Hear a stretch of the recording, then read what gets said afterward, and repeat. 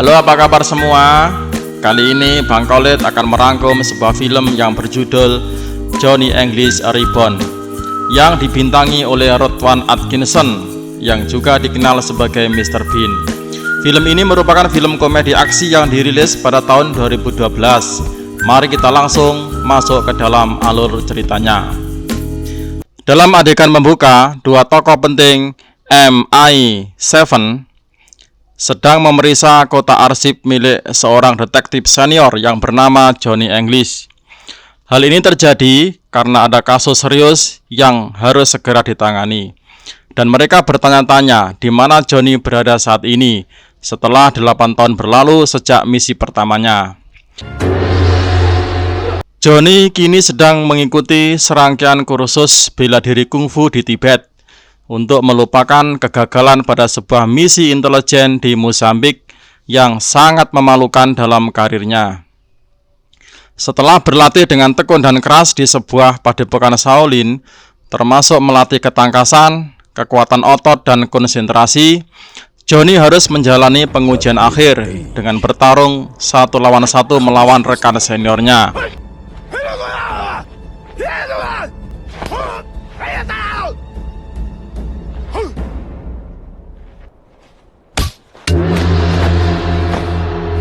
Ternyata hasilnya cukup mengejutkan. Setelah mengetahui bahwa Johnny berada di tempat tersebut, MI7 meminta Johnny untuk kembali bergabung dengan mereka. Meskipun Sang Su sempat meragukan kemampuan Johnny, akhirnya ia memberikan izin untuk Johnny melanjutkan karirnya bersama mereka. MI7 wants you on the first flight back to London. Am I ready? No, innocent. Why? Setelah tiba di London, Johnny merasa agak kaget karena MI7 telah mengalami banyak perubahan, termasuk mengubah namanya menjadi Toshiba Intelligence Service. Setelah diarahkan oleh resepsionis untuk bertemu dengan Pegasus di lobi, Johnny berjumpa dengan Pamela Thornton yang ternyata adalah Pegasus. Ia diminta untuk menyelidiki sebuah kasus besar yang melibatkan rencana pembunuhan terhadap Perdana Menteri Republik Rakyat Tiongkok. Pegasus membawa Johnny untuk mengunjungi kembali kantor lamanya yang dilengkapi dengan peralatan dan teknologi yang lebih canggih. Di sana, Johnny bertemu dengan teman lamanya, Simon Embras, dan kepala bagian teknologi persenjataan milik MI7 yang bernama Khair Termin. Selain itu, Johnny juga diperkenalkan dengan seorang agen muda yang bernama Colin Tucker yang akan bergabung dengannya dalam penyelidikan kasus di Hong Kong. Johnny dan Tucker tiba di Hong Kong dan memasuki kompleks perjudian bernama Macau. Mereka mencari seorang pria yang dikabarkan dekat dengan pembunuhan Perdana Menteri, dan Tucker sudah mengetahui siapa orang tersebut. Namun Johnny salah alamat dan menemukan seorang pria berkacamata di sebelahnya yang tiba-tiba jatuh dan menunjukkan kode kolom apartemen 12. Johnny kemudian bertemu dengan mantan agen CIA yang bernama Titus Fisher yang merupakan anggota Vortex yang terlibat dalam rencana pembunuhan terhadap Perdana Menteri Tiongkok dan memberikan kunci liga pada Johnny. Namun Titus kemudian dibunuh oleh seorang sniper bayaran yang menyamar sebagai anggota Vortex di apartemen OB. Sementara kunci liga jatuh ke tangan anggota Vortex yang lain.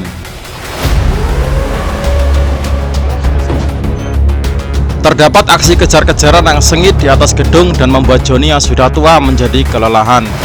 Namun, Johnny tiba-tiba teringat kata-kata sang suhu di Tibet bahwa pemikiran yang kuat harus dipisahkan dari tubuh ketika fisik sudah tidak lagi mampu, sehingga strategi dan siasat akan menjadi jawabannya. Johnny menerapkan hal tersebut selama pengejaran.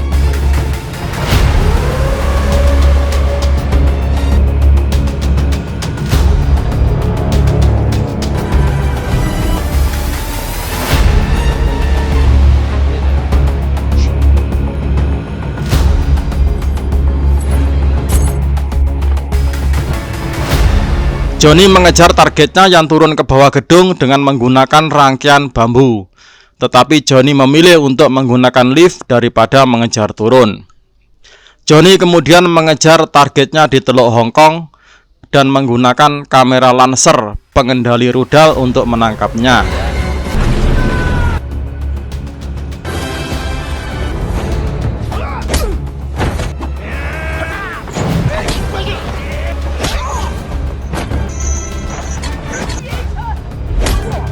Johnny berhasil menangkap target dan merebut kunci liga dari tangannya. Ketika Johnny dalam penerbangan pulang ke London, dia merasa sangat senang dengan apa yang telah dia peroleh. Namun, dia terlalu senang hingga tidak menyadari bahwa dia memberikan koper itu pada seorang anggota Vortex yang menyamar sebagai pramugara untuk disimpan di atas kabin. Pada pertemuan penting, Johnny merasa senang karena ia mengira kunci liga masih ada di dalam kotak. Namun, ia kemudian menyadari bahwa kunci itu telah dicuri oleh seorang pramugara gadungan yang bernama Susan. Johnny merasa sangat malu, dan untuk mengatasi rasa malunya, ia menggunakan kungfu untuk mengalahkan orang tua yang tidak bersalah. Ternyata orang tua itu adalah ibu dari Pegasus. Kemudian seorang psikolog profesional yang bernama Cat Summer datang untuk membantu Johnny mengingat kembali kejadian di Mozambik dengan menggunakan teknik hipnosis. Dalam ingatan kembali ke masa lalu, Johnny bertemu dengan mata-mata Rusia yang bernama Karlenko, yang merupakan anggota kedua dari kelompok Vortex.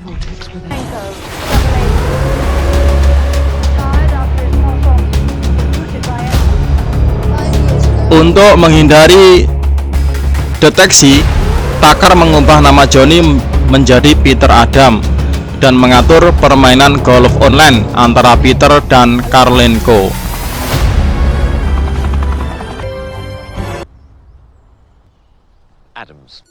Ketika mereka bertemu di lapangan golf, Johnny memamerkan keahlian golfnya yang buruk dan Karlenko curiga bahwa Johnny berencana membunuhnya. Namun nenek bintik tiba-tiba muncul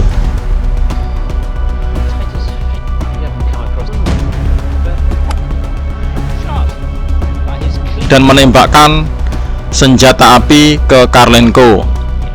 Tucker dan Johnny selamat dan membawa Karlenko ke rumah sakit dengan helikopter.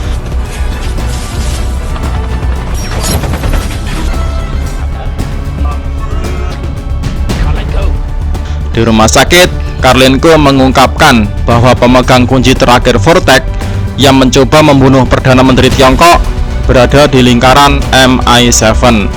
Tidak lama kemudian, Karlenko meninggal dunia.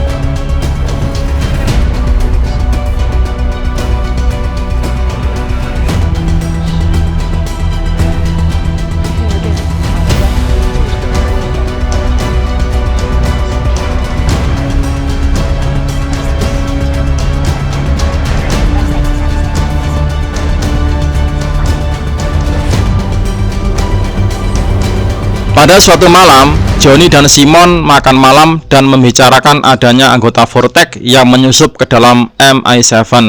Setelah mendengar hal itu, Simon merencanakan untuk membunuh Johnny diam-diam. Tucker kemudian mengirim Johnny dan Simon ke kamar mandi, di mana dia menjelaskan bahwa Simon adalah anggota terakhir Vortex. Namun, Johnny tidak mempercayai Tucker dan menyuruhnya pergi. Di luar kamar mandi, Simon membohongi Johnny bahwa QWERTY Mind hanya bercanda sebagai penyusup. Sayangnya, Johnny lebih mempercayai Simon daripada asistennya sendiri, Tucker.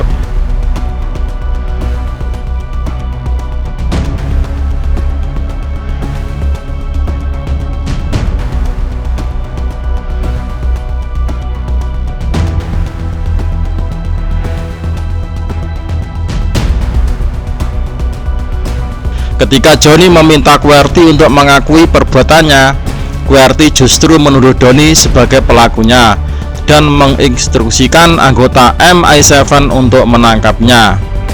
Saat mencoba melarikan diri, Johnny tertembak di kaki sehingga dia tidak bisa lari, dan ia mencoba kabur dengan merebut kursi roda QWERTY Mind.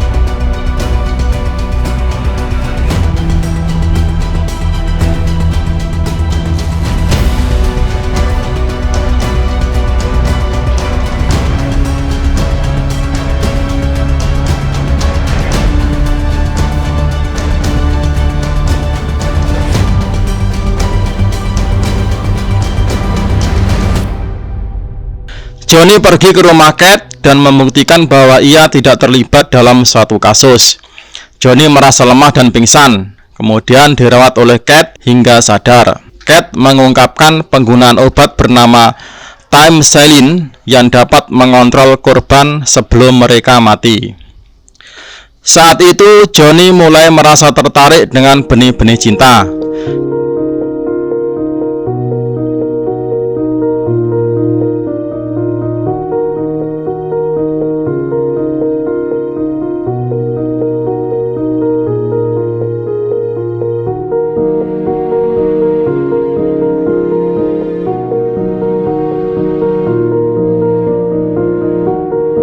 Kate kemudian pergi ke Swiss bersama Simon.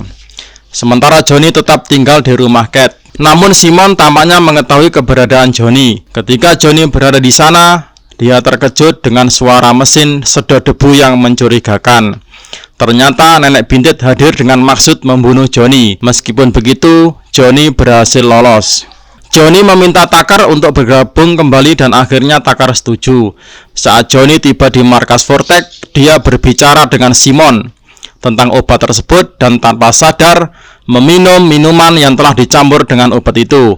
Simon kemudian mengontrol Johnny untuk membunuh Perdana Menteri Tiongkok. Tucker dan Kate berusaha menghentikan Johnny sebelum dia menembak, dan Johnny teringat nasihat gurunya di Tibet untuk mengendalikan diri sendiri.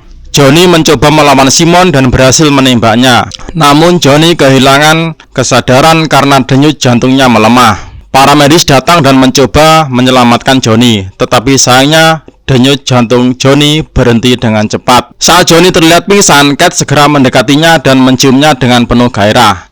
Tidak diketahui apakah Johnny pura-pura pingsan atau memang pingsan, tetapi dia tampak menikmati ciuman tersebut dan mengatakan bahwa dia hampir sadar. Kate merasa lega karena Johnny akhirnya kembali sadar dan kemudian mencium Johnny lagi. Tucker segera memeriksa denyut jantung Johnny dan menemukan bahwa jantung Johnny berdetak cepat setelah Johnny benar-benar sadar. Johnny berterima kasih pada Kate atas bantuan dan perhatiannya. Tucker mengetahui bahwa Simon telah melarikan diri dan segera melompat dari pesawat dengan parasut untuk mengejar Simon dengan mobil salju. Setelah Johnny naik ke gondola Simon, ia terlibat dalam perkelahian dengan Simon. Sayangnya, Johnny jatuh dari gondola dan mendarat di salju. Johnny segera membuka payung penahan peluru, tetapi ternyata itu hanya payung biasa. Tucker memperingatkan Johnny bahwa itu adalah payung roket. Johnny segera menggunakan payung roket tersebut untuk membunuh Simon dan sangat lega dengan berhasilnya tugas tersebut. Johnny memuji kecerdasan Tucker dengan mengatakan, "Tucker, kau anak yang pintar." Setelah kembali ke London, Johnny dianugerahi gelar kesatria oleh Ratu. Namun, Johnny kemudian menemukan bahwa Ratu sebenarnya adalah pembunuh dari Hong Kong yang mencoba membunuh English saat Johnny mencoba menangkapnya. Ratu segera melarikan diri, tetapi Johnny berhasil mengejarnya dan memukulinya sebelum menangkapnya. Setelah Johnny menangkap sang pembunuh, dua penjaga membawa penjahat yang sebenarnya dan menunjukkannya pada Johnny. Johnny kemudian menyadari bahwa dia pukul bukanlah si pembunuh, melainkan ratu asli. Dan itulah akhir kisah dari film ini.